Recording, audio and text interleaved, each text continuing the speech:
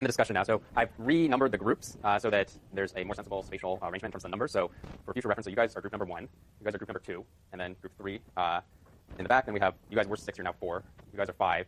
In the back is 6. And then the 3 of you right now are 7, although presumably some of your other members will show up at a later date. And then 8 is over there.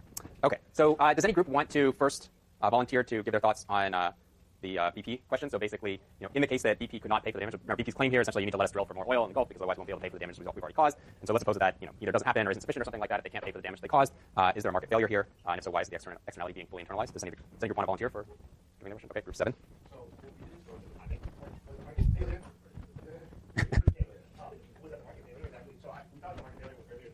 Okay. Right.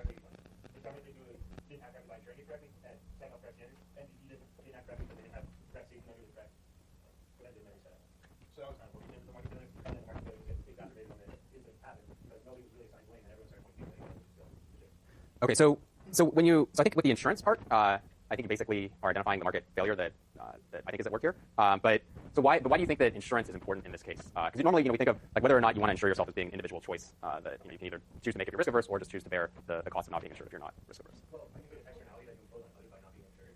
So in a sense, let's say you're driving along, not insured, and you're not insured, sorry, not paying for your car. Well, legally I'm supposed to, right? Legally you're supposed to, you're not insured, you're like, I don't have any money, sorry then. Okay, so. Kind of similar concept. You feel like goes and drills for oil, not insured, crap, not insured, you can't pay that. Right. Okay, so I think that's basically sort of the same thing I'm thinking, but why don't group 8 you guys want to sort of comment on that a little bit more?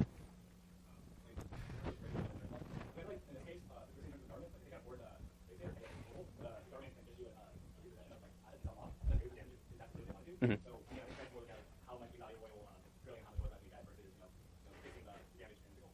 So, but are you certain that the assets that they have would be enough to pay for the damages that they caused? Right, sure.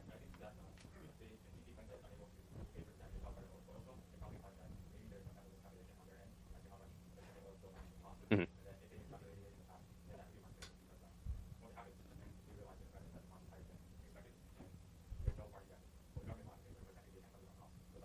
Right. Okay. Do any of the other groups want to comment as well?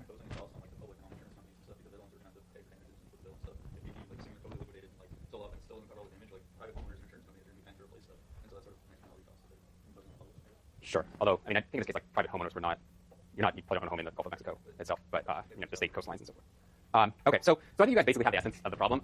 You're not, you guys are young, so you're not sufficiently cynical. So the way that I would have worded it is essentially that the issue here is that we have limited liability corporations, and for good reason. I'm not saying that there isn't a good reason to have limited liability corporations. So basically, it allows investors to take risks without having to worry about basically without having to worry about like being locked up in debtor's prison or something like that.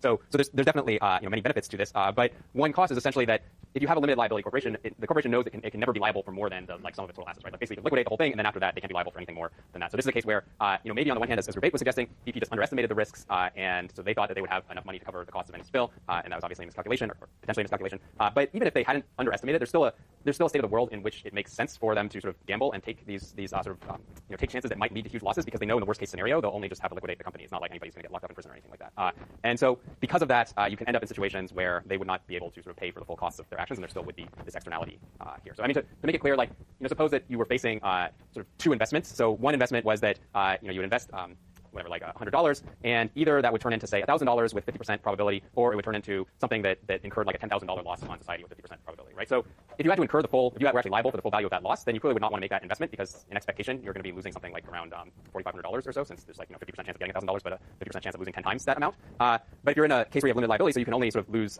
your original investment, so basically only lose like $100 when you have the negative $10,000 shock, then that investment starts to look attractive because half the time you get this huge return of like 10 times on your money because you invest 100, you get 1,000, and then when that $10,000 negative shock hits, you're not actually liable for most of that shock. So there's a case where sort of the corporation would want it to engage in this risky venture that has a negative expected value simply because there's limited liability. So the another sort of case of this is the whole like financial crisis in 2008, 2009, where these banks were incurring huge losses, and I mean, not only were they not, so even if they had been forced to liquidate, they still you could still argue that they were that they had taken too many risks. But in many cases, they weren't even forced to liquidate because the government basically came in and saved them since they were too big to fail. So I think that's kind of the issue here with BP is that they haven't, one, either by mistake or through shrewd calculations, they've sort of incurred costs that they can't necessarily cover for themselves. And then going back to Group 7's original point, the one way that you would try to sort of address this potentially would be to require them to carry some sort of insurance, right? And then presumably, if the insurer is reasonably sophisticated, they'll take into account the potential risks and charge BP some relatively high premium, but something that BP will just have to build into its cost of business.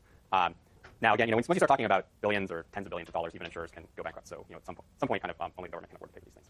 Okay, so that's the first one, and then so the second scenario was this thing about reclining airline seats, and so the article that I posted, I think basically the author was suggesting that we should assign the property rights to the people who sit in the seats and have the choice to recline or not recline, and then those people can either recline or they can sell the space that they're not consuming by not reclining to the people behind them. And so he argued that this is a case where the Coase theorem would hold, and we'd end up with an efficient outcome. So first of all, do people in a given group like A, did you guys agree with that argument, and B, to the extent that you disagreed with it in any way, what were the factors that you were concerned about? And yeah, so does the group want to volunteer to give their thoughts on that? Okay, group 5.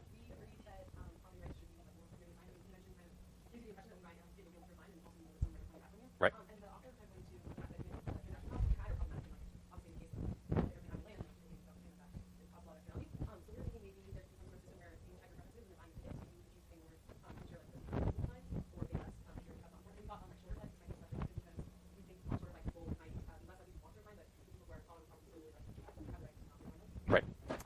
Yeah, no, I think that's a very reasonable take on the situation. I think that because the transaction costs, in some sense, like from a purely logistical standpoint, they don't seem that high because it's like, you have direct communication with the person in front of you and you're both stuck in the airplane anyway, so like, what else are you going to be doing?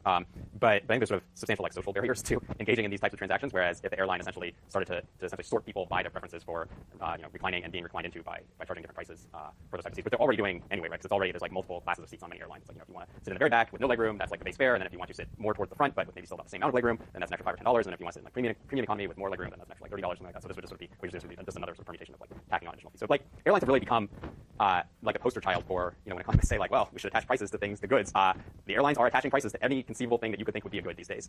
And I mean, so the final frontier is probably charging you to use the laboratory, although that involves externalities as well. So it's not so clear that you want to attach a price there. I know Ryanair, the budget carrier in Europe, has suggested doing that, but I don't think anybody's gone all the way. Did you guys want to comment as well? Or? That was really funny. Sure. Well, actually, it was really funny in that it's to the point where people are talking about it, how do you think that people are sophisticated enough to solve the problem?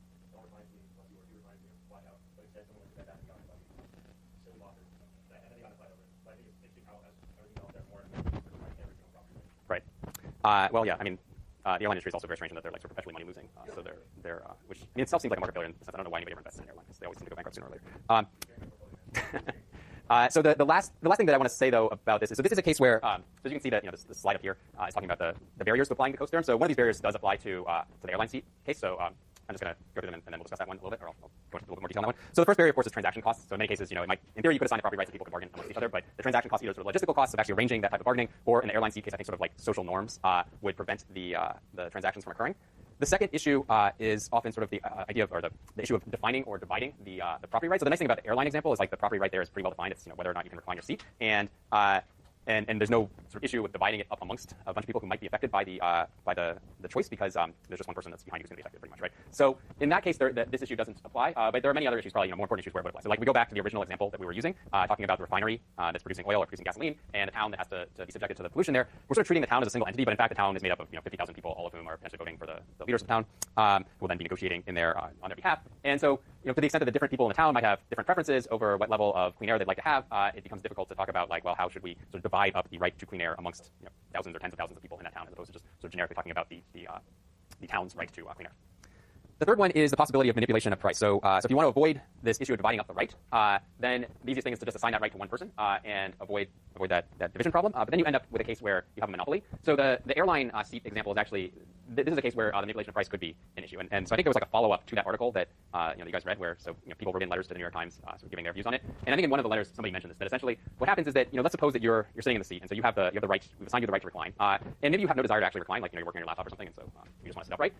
It's in your interest to at least pretend that you do want to recline, because then you can extract the payment from the person behind you, right? And so the reason that you're able to extract that payment is essentially because you are the sole provider of that good. You don't really have any competition because the person behind you doesn't have the ability to move. Now, I suppose if there's empty seats and so forth, and that person can move away from you, and maybe sort of negotiate with a different person who's in front of them, then we're going to have some degree of competition. But when the plane is totally full, as it tend to be these days, then you do actually have this case where there's a potential for exercise of monopoly power. That being said, I think in the reclining case, it's still only an issue of like equity, not really an issue of efficiency. So in theory, it's like, if I sit in front of you and I don't want to recline, but I know that you want to avoid having me recline into you, what I should do if I'm basically a jerk and want to maximize my payout is try to figure out exactly what your willingness to pay for me not reclining into you is, and then sort of set my price just below that and have you pay me for that.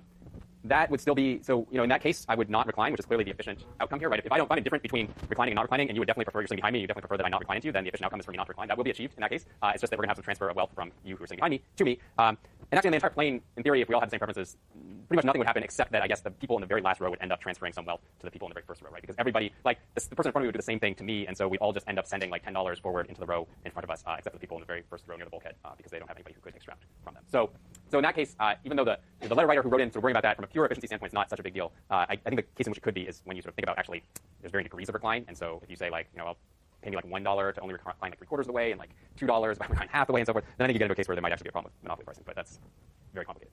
And then the last issue that's pretty common is imperfect information. So it's just hard to measure sometimes, whether or not somebody is consuming this property right that we're talking about. So again, in the airline seat case, it's very easy to know whether or not the person is reclining into you, so that's not really a problem.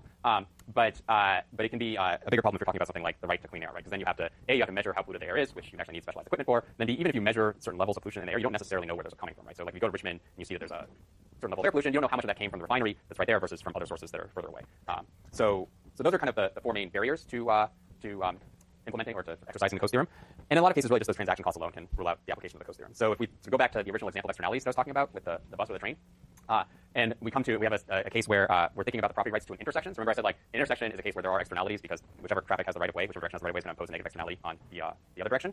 So you could say like, oh well, we can instead of putting up a traffic light, which is technically not an efficient mechanism because it's not eliciting people's prices to pay to clear the intersection, we could assign the property rights to one individual who would own the intersection. So sort of like like the troll under the bridge or something who charges people to cross it. And so then that person is basically going to collect bids from all the vehicles that arrive at the intersection. So you have a Muni train arriving, you have like cars arriving, and then sell the right of way to the highest bidder. But obviously, even with advanced technology, that's probably still going to take longer than just allowing people to proceed through the intersection in a predetermined manner. And in that particular case, it would be easier just to install priority signaling because you know that the sort of willingness to pay the train that has 200 people on it is much likely to be higher than the willingness to pay a few cars that have like 10 people in them collectively. And it turns out the Coase theorem can fail even in trivial cases. So as we've seen, I guess in the airline case, I don't know. I think technically the right probably does belong to the person who's in the seat, the right to recline. I don't really know how you would argue against that person in a legal sense. But so if that's true that it does, that the recline right does belong to the person in front, then we can see that even in that relatively trivial case, the Coase theorem is failing. There's also a case that involved one of my former colleagues.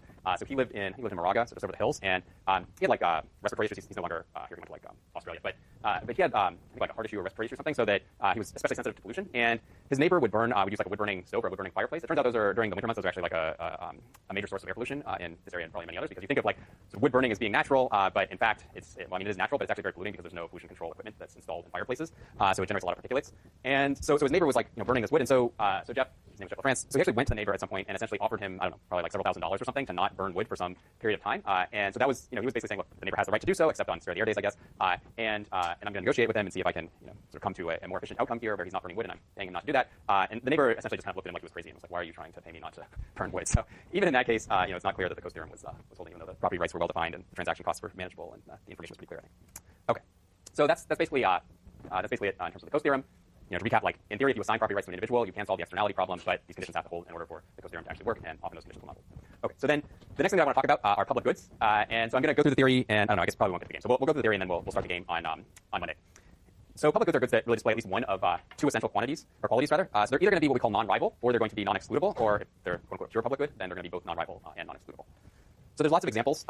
National defense would be an example of a pure public good. It's both non-rival and non-excludable. Clean air is also a case. Software would actually be something that is certainly non-rival and potentially non-excludable. So I'll define those terms more precisely or in greater detail shortly. Fishing stocks are something that is non-excludable but not necessarily non-rival, and then research production is actually something that's both non-rival and non-excludable. So when I say non-rival versus non-excludable, so a non-rival good is one where my consumption of it doesn't affect your ability to consume it, right? So something like national defense, the fact that I might be protected from invasion doesn't exclude you from also being protected from invasion. So that would be something that's non-rival. Software is also something that's non-rival because the duplication costs are essentially zero. So if I use a piece of software, that doesn't prevent you from also using the piece of software, assuming you have your own computer or phone or whatever to run it on. So those are, there's a number of examples of non-rival goods. And then a non-excludable good, as you would imagine, is something that you can't exclude somebody from consuming. So national defense, again, that's a case of a non-excludable good. It's not like, we can't say this half of the class they pay their taxes, and so they're going to be protected from invasion, but this other half of the class did not pay their taxes and therefore will not be protected